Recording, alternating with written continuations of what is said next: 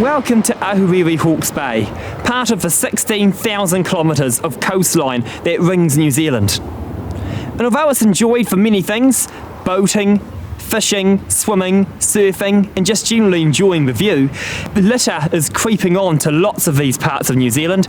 And in this program, I'll be talking to you about how litter impacts our coastline, our country, and our oceans. I'll be introducing you to lots of innovative people who are making a difference around Hawke's Bay and talking to you a bit about why litter is such a big problem for New Zealand. So, let's get started.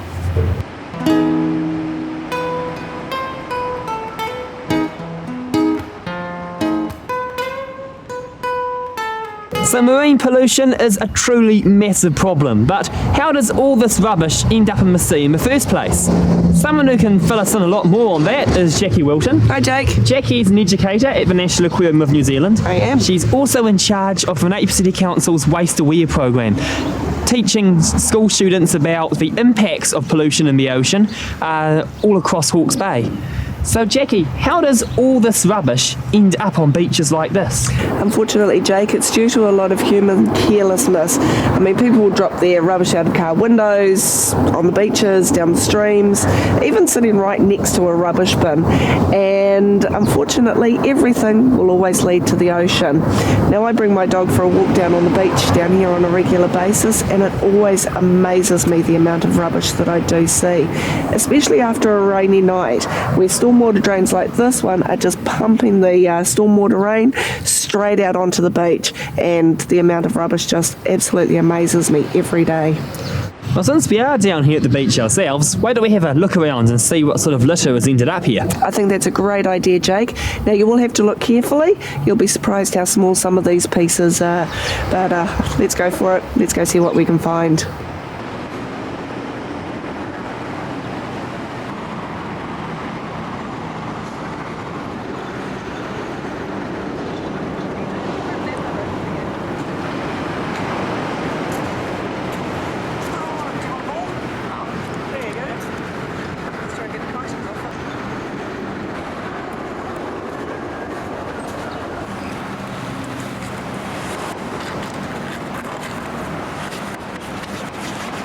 So we've only been on the beach for a short time, and look at all the litter we found. It's pretty sad, isn't it? And that's only in a very, very short distance of space as well. So why don't we go through, have a look and see some of the things that we've got. So first of all, one of the most obvious ones, aluminium cans. And believe it or not, it takes about 50 to 80 years for these to break down back into the environment. So they'll be around for a while. What else have we got here? Plastic rings. Okay, this is an elastic band, easily caught around a fish's neck or a bird's neck. They can't get it off, so they'll die a pretty slow, suffocating death. Right down to the very, very small pieces of polystyrene. Now, polystyrene is made up of all sorts of chemicals, and unfortunately it will never ever break back down into the environment. So this stuff floats around forever, and when it breaks down into smaller pieces, of course it ends up looking like the food that the fish and the other animals tend to eat. The fish will eat this, it's in their stomach. Of course, then the bigger mammals and birds, they'll also eat those small fish. They will start eating these polystyrene pieces as well. And do you eat fish, Jake? Definitely. Is it a scary thought that one day you could be eating fish that are full of chemicals like this? Very much so. So definitely don't want those things floating around in our environment. Glass. Do you know how long it takes for glass to break down? A million years. At least 1 million years. So that will be around for a very long time, not just in the water, but on the beach. Now I'm running around in bare feet at the moment. Last thing I want to do is stand on a big hunk of glass. What else have we got here? Do you know what this is? Piece of rubber. Yep, it's a piece of a balloon. Now, a lot of people release balloons up into the sky with memories and things like that as well. Beautiful idea, but sadly, what goes up must come back down again. These things end up in the ocean. They normally have a string attached to them as well, and a lot of animals eat them thinking that they're jellyfish. And of course, animals like sea turtles and dolphins, they'll eat them. Slow, suffocating, horrible death that they will have. Fishing line. So you can see it's actually all tangled up in a piece of seaweed. Now penguins nest around this area and they want the seaweed for their nests, but they definitely don't want the fishing line, which can cut off flippers and cause a lot of injuries. What else have we got here, Jake? Oh, now this looks interesting. Plastic ball or a rubber ball. It's got something on it. Yeah, encrusting around this rubber ball we have some chitins. Distant cousin of the limpet. Yep. Chitins can wrap around the surface as their shell interlocks and it can bend like a knight's suit of armour. Unfortunately, rather than a rock, these ones are around a rubber ball. They're amazing little creatures, aren't they? Now, do you think it's only chitins that end up living on rubbish? Sadly not. No. There's so many other species, from small fish who shelter under plastic in the open ocean, hiding away from the prying eyes of sharks, to animals like the octopus that collects anything shiny. They'd be after your can, they'd be after the glass, and they can often cut themselves if the rubbish is sharp enough. Scientists have even got a new name for all of these animals, the plastisphere.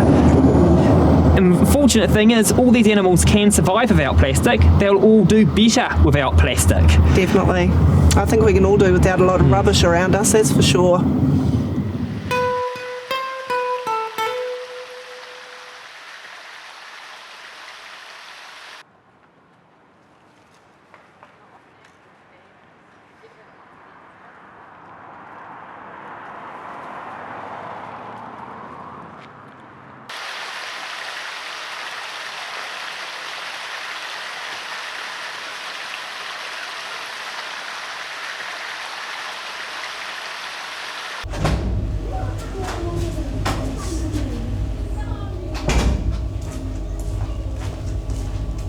Welcome into the aquarium, and welcome into one of our many behind-the-scenes areas. We have a network of pumps, pipes and filters dedicated to keeping the water here flowing and clear. This particular part of the aquarium is dedicated to looking after our little penguins. When they arrive, they may have all sorts of injuries, from being abandoned chicks, attacked by predators like a cat or a dog, or being tangled up in fishing nylon. And to tell us a bit more about that last one, I'll introduce you to one of our keepers.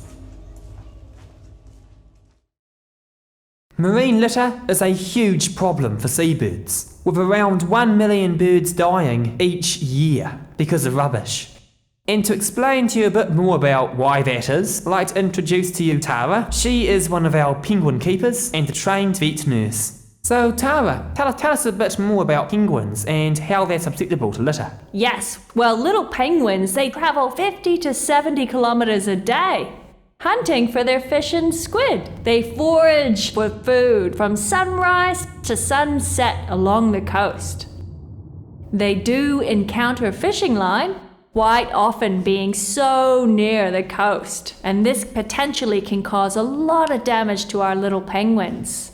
When they get tangled up, they can't get free very easily, and it also slows them down, and they're not nearly as quick and agile to hunt for their food. So when we find these little penguins, they are so undernourished. They've had trouble hunting, they've even had trouble swimming. So they're very unhealthy when they come to the aquarium. What we do is we make sure they're nice and healthy before we release them back into the wild. But we do have horrible cases here, sadly, that we can't return to the wild, as they would no longer be able to survive. These poor souls have lost flippers, and one little man not only has lost his left flipper, he's lost the lower portion of his beak.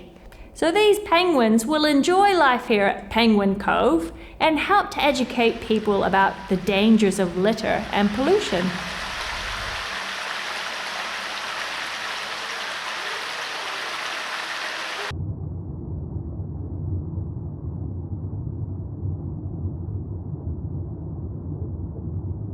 Welcome to the coral reef, the metropolis of the sea. Although the coral reef makes up less than 1% of the ocean's area, they hold over 1/4 of its species.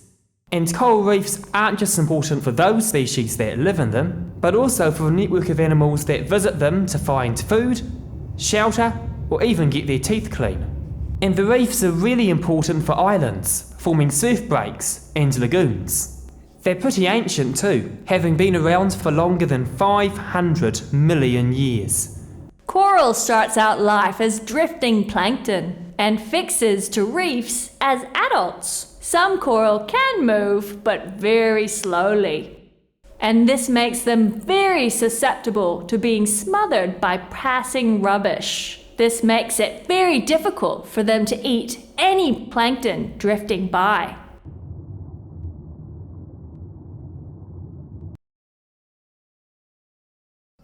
So this tank here belongs to this fine fellow, Terry, a hawk-billed sea turtle. There are 7 types of sea turtles, and what makes Terry unique, the scales on his shell overlap like plates. Now, sea turtles have been on the planet for 150 million years. Their secret to longevity and success? Make sure you don't get in anyone else's way and eat all the prickly, poisonous food that no one else wants to touch. Sea turtles have a relaxed method of life. Some of them can hibernate for days underwater. Terry arrived at the aquarium in 1979, and he was the size of a dinner plate. He was a gift from Fiji and has grown a lot larger since then. Terry was born on land, but lives the rest of his life in the water like all other sea turtles. Though he is very comfortable here in his watery home at the National Aquarium. Terry loves jellyfish, and he, like other sea turtles, will often confuse jellyfish for plastic bags. When we strung up this display of plastic bags, Terry tried to eat it through the glass.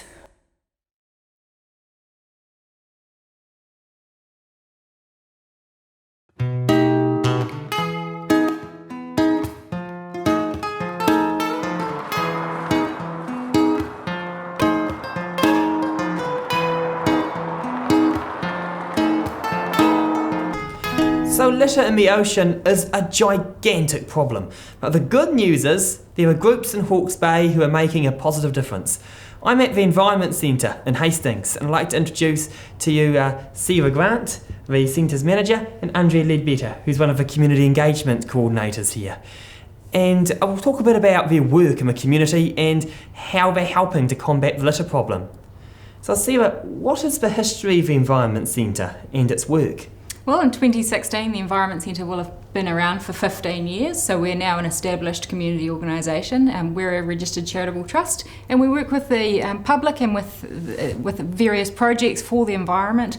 We provide services and education around recycling, around waste, litter, climate change, and all sorts of other environmental topics. So a very, very big issue indeed to deal with.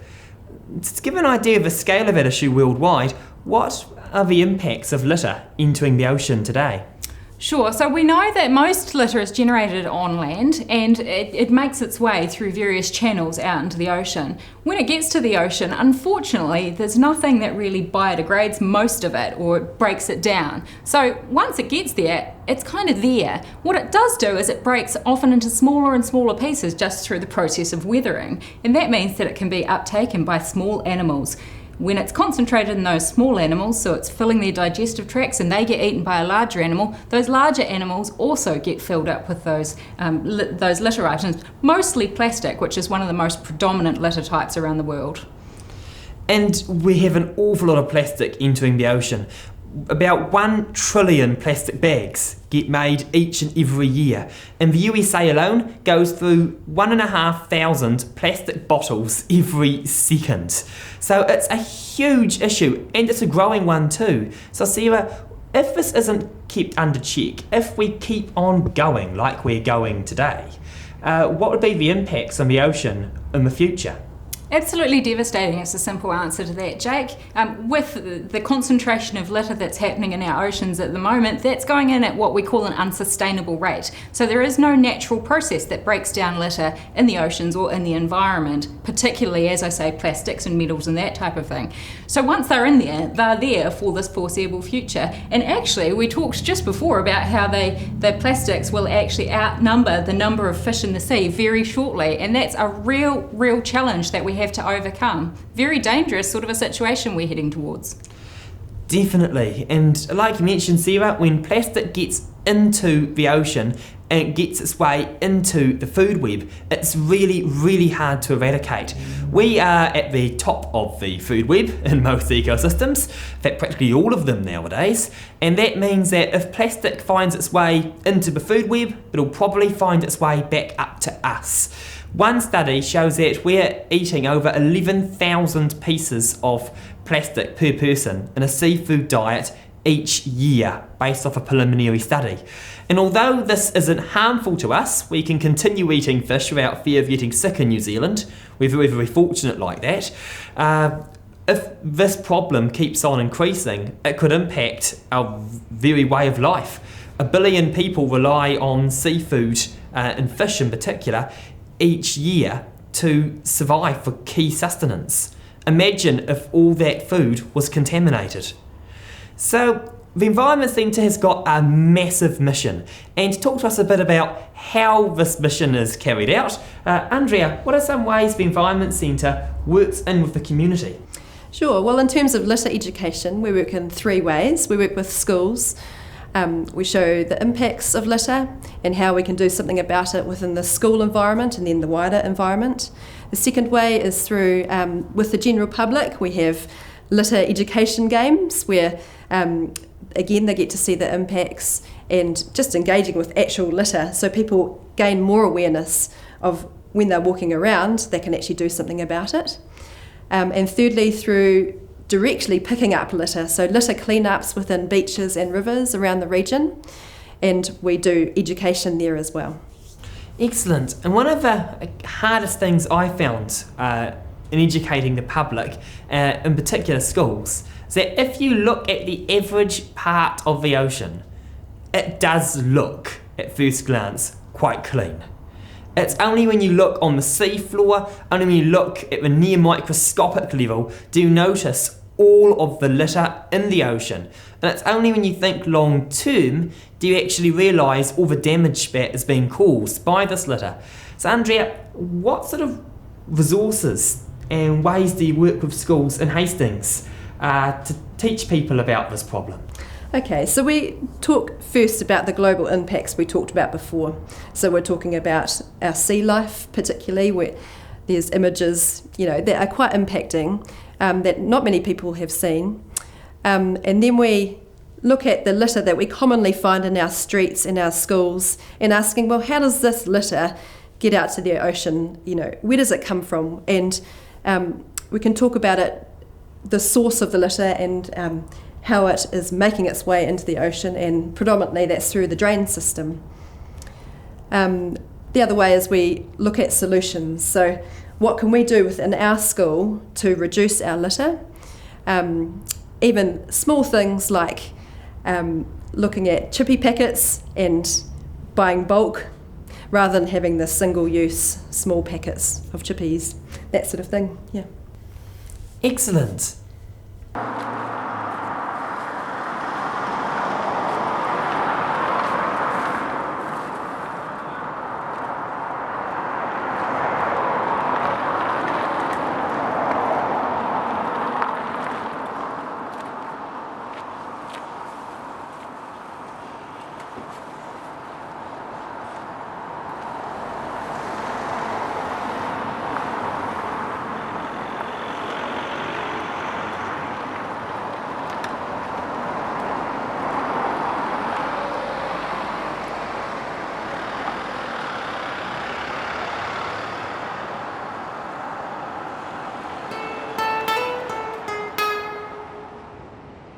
So here we are back on the rocky shore. So we've learnt about how litter impacts the coast, impacts the animals and impacts the community. And although it may seem a huge insurmountable problem at first glance, the truth is everybody has a part to play to solving the litter problem, and if everybody does play their part, we can overcome the litter problem on our beaches. I'd like to thank all of the guests and everybody who's made this program possible, both in front of and behind the camera. And I'd like to thank all the viewers who've tuned in, and we hope to see you again shortly on Sea Hawke's Bay. Thank you.